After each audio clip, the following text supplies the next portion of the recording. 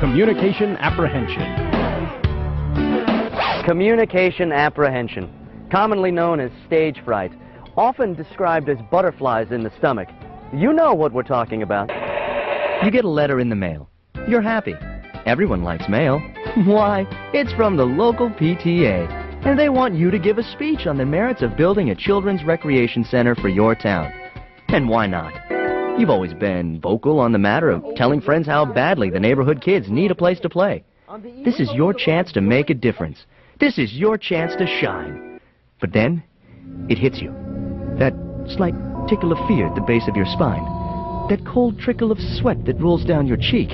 That energetic tap dancer who suddenly appears in your stomach to dance the first 2 acts of Showboat. It's communication apprehension. Other symptoms begin to creep up. You can't sleep. You can't eat. You begin to come up with excuses for why you can't possibly deliver that speech. Maybe I should clean the garage next week. That place is so cluttered, I probably won't have time for anything else.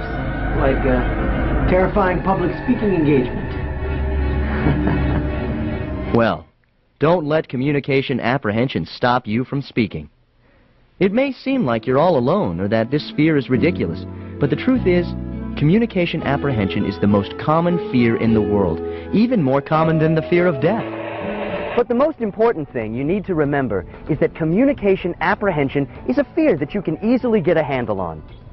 A lot of people believe that CA is a learned response, that people's fear of public speaking is grounded in a bad public speaking experience. By that token, if people begin to have positive public speaking experiences, their fear should decrease. I know what you're thinking. How does this help you in the short run? What can you do if you feel like you're about to implode right before a speech? Well, there are certain alternative methods. We've all heard about the trick where you imagine your audience naked. This might work, but if you have an overactive imagination, you might mess up and imagine yourself naked.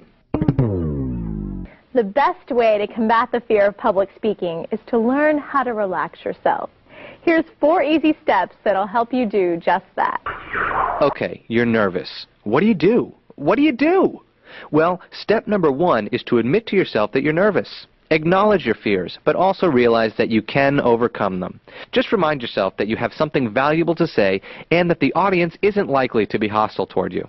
Step 2, think about what you're going to say and what effect you'll have on your audience. The more you think about your subject and your relationship with the audience, the less you'll think about your fear. Step 3, act confident. Sure, you're nervous, but the audience doesn't have to know that.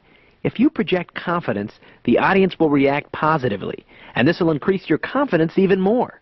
And finally, step 4, start strong and end strong. A strong introduction will propel you through the rest of your speech and wipe out any fear you begin with. Ending strong will also counteract a shaky beginning due to nervousness. It might help you out to keep in mind that speaker apprehension isn't a sickness that needs to be cured. You're not going to erase the fear from your life.